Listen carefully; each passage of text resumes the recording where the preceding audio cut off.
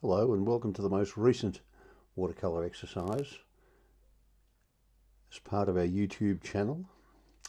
This is a small study based on a photograph from a small fishing village down in the Victorian countryside called Metung, and this is a fairly simple exercise in cutting around and quite a bit of wet into wet wash making.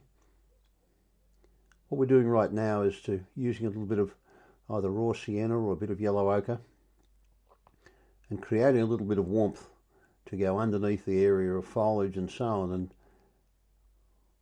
we need to be very careful here, not necessarily with the shape of the brush strokes and so on, but to be careful when we're working around the areas we want to retain as white paper, the area of pylons and the top of the boat.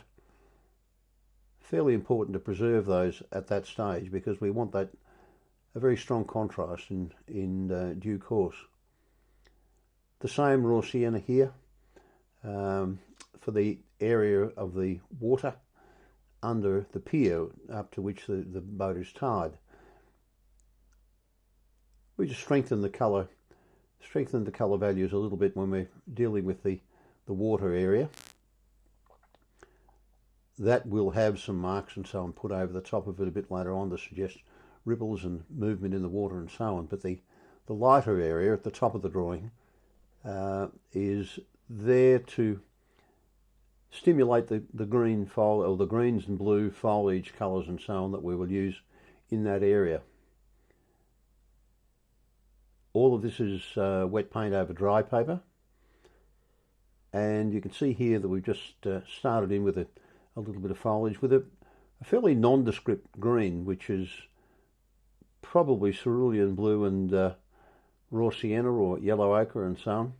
And we've come in with a more olivey colour and so on. Now, this area is going to be covered by quite a few different foliage colours and so on. And what I'm doing on the palette is that when I'm done with each particular mix of green and so on, I'll use that as the base for the next one and just add a bit more blue of some sort and maybe a yellow or a yellow ochre or whatever we need and so on, just to come up with a different green. Here again we're sort of fractionally darker, which is probably a little less water and a little more paint in the mix. So we get a nice blend of these colours as a base background. Again, we're being particular about cutting around the poles and so on that are evident in the picture. I'm not worrying about any drying time here, just going straight back into these areas with a mix of green, various mixes, and we'll darken in a little while with some stronger blues and one or two other colours, just to help the effect.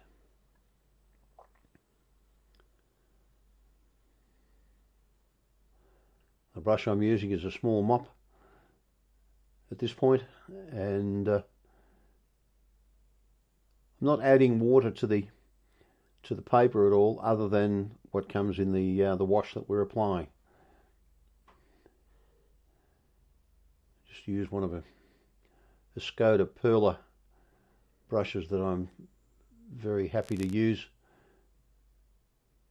Give you a magnificent point on these, which is what you need with this sort of it's not detailed work, but it wants to be reasonably precise to give you the maximum benefit from the contrast change from the darker area of green and foliage and so on to the top of the boat, which will be a lighter colour.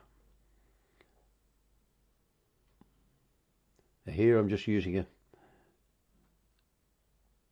very, very dark green. It's got a little bit of burnt sienna in that green mix and so on, which we will use as a base to accentuate some of the areas in that foliage when we will use burnt sienna into there,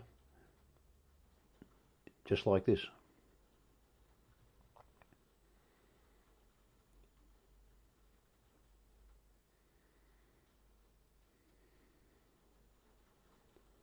We want the colours to blend together, by virtue of the moisture that's on the paper. A little bit of that burnt sienna just brought in underneath the boat here, and just to help the effect out a little bit. Now, very light grey we've got here. It looks it's a bit lighter, a bit darker rather than it actually appears on screen, but it's a very light grey, either a cerulean blue and a tiny touch of sepia or burnt sienna will give you a very washed out grey to be used on the shaded side of the boat. And the waterline, and a few reflective marks of the side of the boat. And again, this is the same grey, it's just a little stronger when it's used on the side of the boat. Bit of clean water into it, and just drag it down the side of the boat. A couple of cross marks here to make it look like a bit of reflection coming out of the water.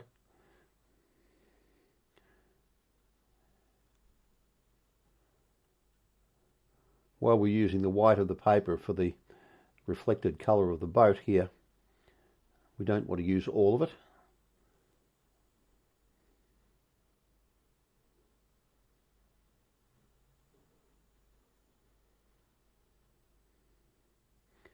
These are always fairly nondescript marks.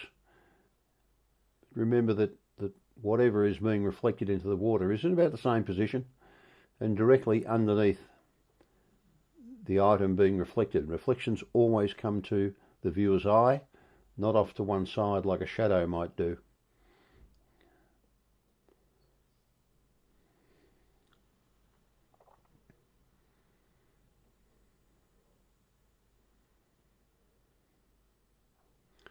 Using the same mix for a grey, which is a blue, could even be a slightly darker blue, maybe ultramarine, and burnt sienna or sepia, I come up with a fairly strong grey, which is going on the pylons on this pier.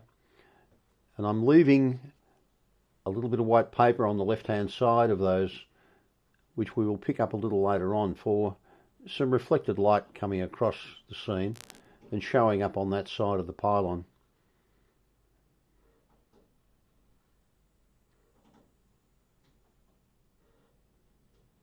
The reflections in the water will finish later in the painting.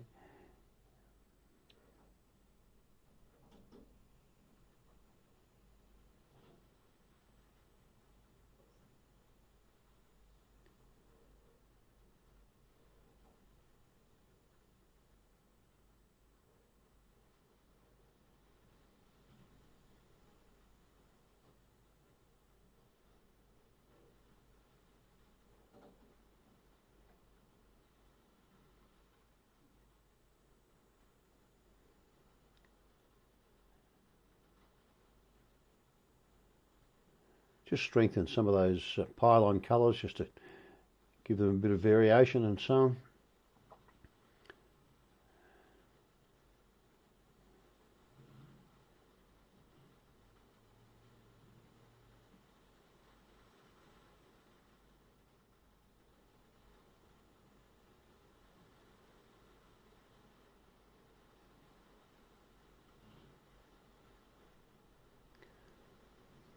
And here we'll just suggest some of these reflections for the pylons coming down, again coming straight to the viewer's eye. Just a jagged line, a few marks here and there, suggest that there's a bit of movement in the surface of the water.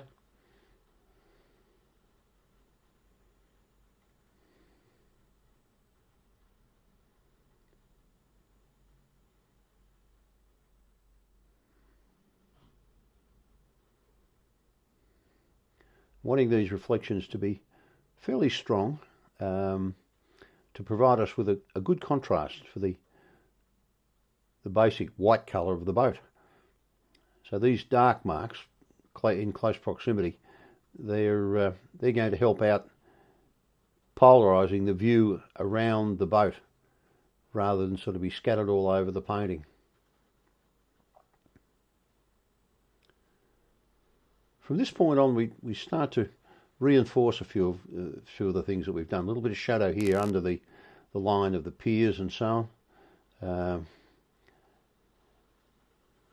Again, gives us a good offset with that strong horizontal line here, and we offset that against those pylons and so on, which gives us a good design quality.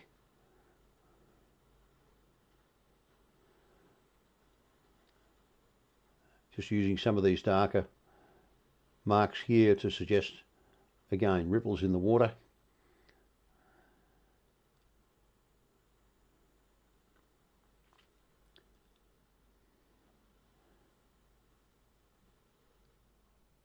And we've got a fairly darker mix here, which would be made of a darkish blue, ultramarine, strong blue, Prussian blue perhaps, and a bit of burnt sienna mixed in with it, because we want this area immediately behind the boat to be a lot darker, again to accentuate the contrast that we're looking for.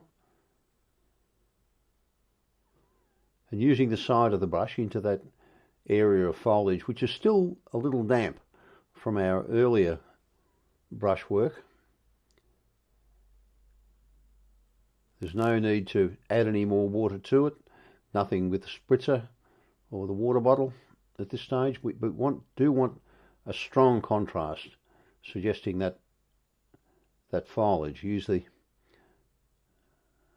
point of the brush to indicate where I want to go, and the side of the brush for the effect of foliage and broken colour and so on. The contrast is starting to come out quite nicely, so it's nice and strong.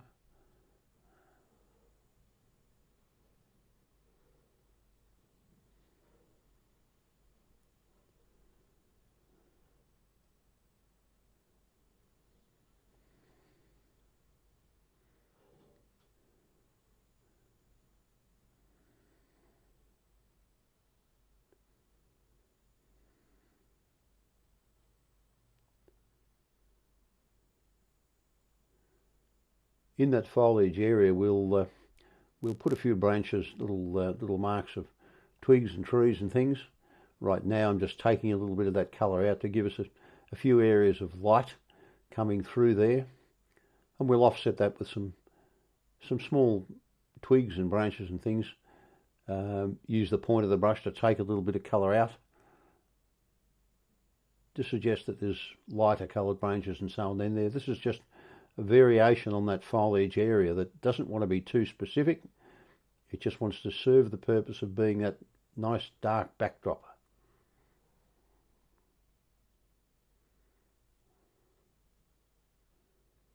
Now we're starting to reinforce some of these colours and give a bit of strength to the boat itself.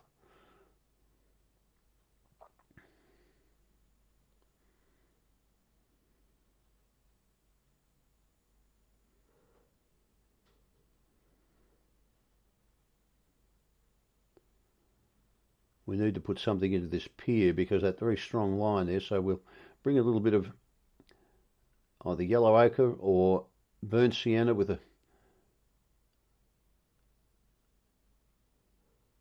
little bit of blue in it, just to grey it a little bit.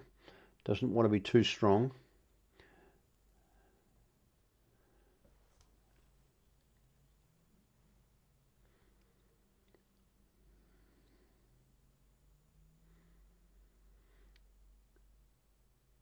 From this point on, we can sort of have a few, we can play around with the effects on the side of the boat. What I'm doing here is just a little bit of pure paint, just up underneath that rail line there, and just using the end of my finger, just drag it down onto the side of the boat. It gives it a bit of dry brush type effect and so on. We'll do a little bit more of that a little later on.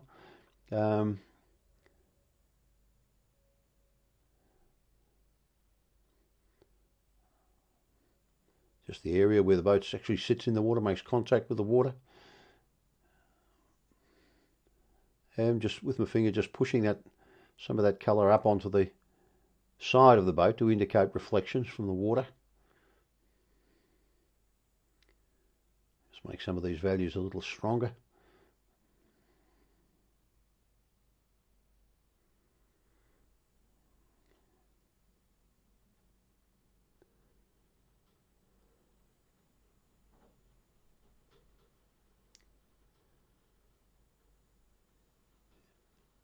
Just removing a little bit of the paint here with the very strong point on the brush here with a bit of clean water. We just go over some of these areas here and then damp them out with a tissue, and it gives us a lighter coloured branch in that background.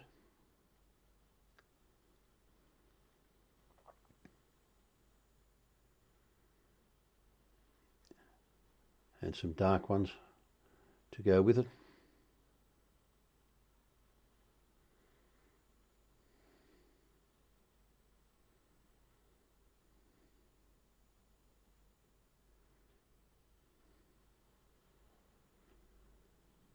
A few scratches here and there just to bring up a few of the features of the boat.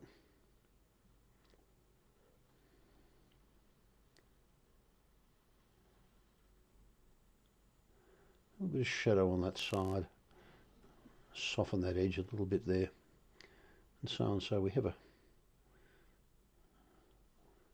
good variation of lights and darks, warm and cool contrasts in and around the boat and the water.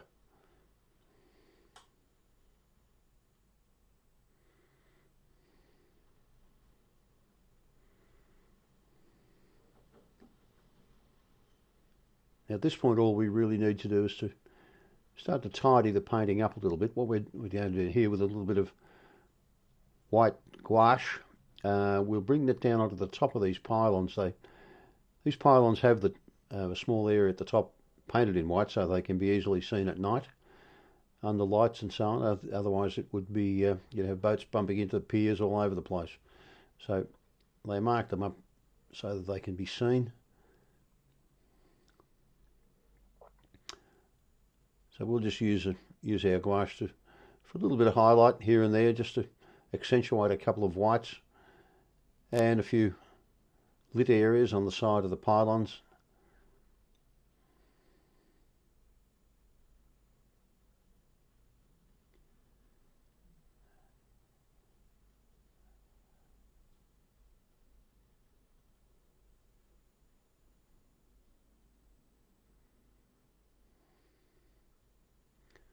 I like to use a bit of gouache to finish in the finishing of my paintings, but I'd strongly advise that not to go overboard with it.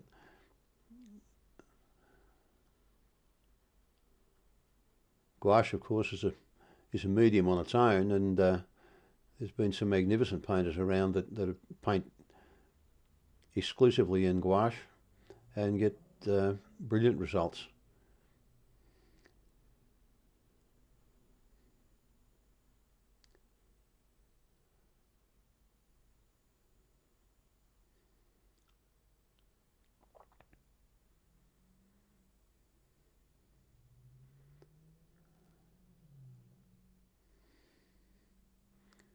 And we'll tie the boat up to one of these pylons about there.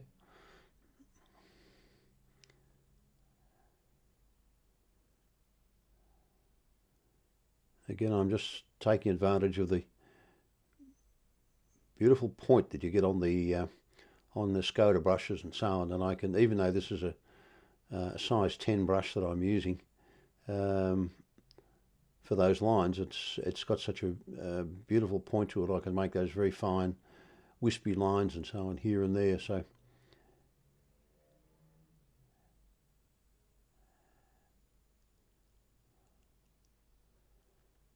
we're just tidying up the few bits and pieces on the